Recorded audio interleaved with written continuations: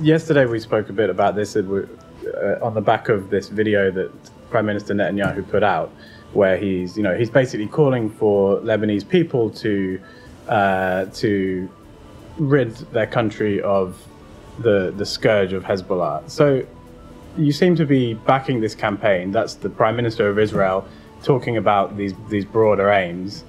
You've come out in support of this campaign, but you seem to be basically supporting an effort to change the politics of Lebanon by force.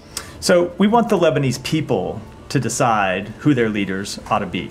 Bottom line, and that has been our position, that continues to be position. We don't want to see any other government in the region dictate to the people of Lebanon who their leader is. We certainly don't want to dictate to the people of Lebanon who their leader is, and we're not going to. We want the Lebanese people to be able to do it, but we want them to be able to do it absent a terrorist organization putting a gun to their head, which is the situation that Lebanon has been in for decades now. Right. And so we are hopeful that the stalemate that has existed in Lebanese politics for some time, that for the past 2 years has kept them from electing a president, because of Hezbollah's influence, because the way Hezbollah uses force to make its influence known by threat inside Lebanese politics.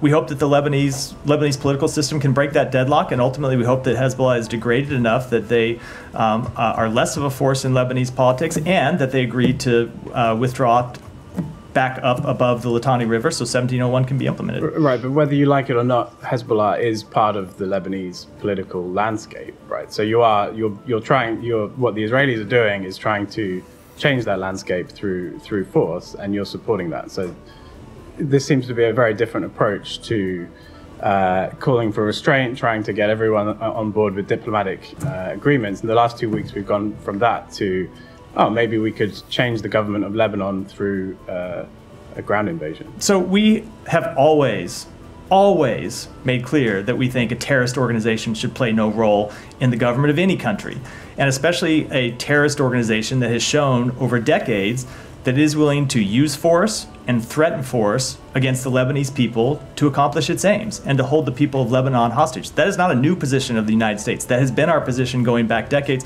It will always be our position that Hezbollah should not be able to, or should not be allowed to, use force against the Lebanese people to accomplish political aims.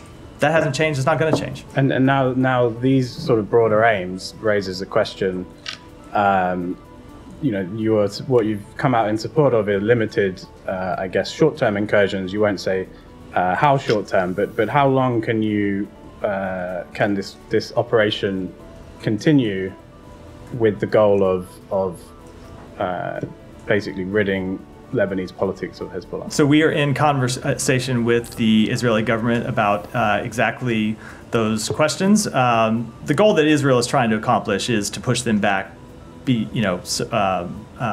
away from the border. I think it's a separate. What's that? I mean, is that the goal? They seem to have that goal and other goals. That is their goal. I will say it is our goal to ultimately see the Lebanese people elect their own political representatives. When it comes to Israel's military goals, I'm not going to make any forecasts. We're going to continue to have conversations with them about it.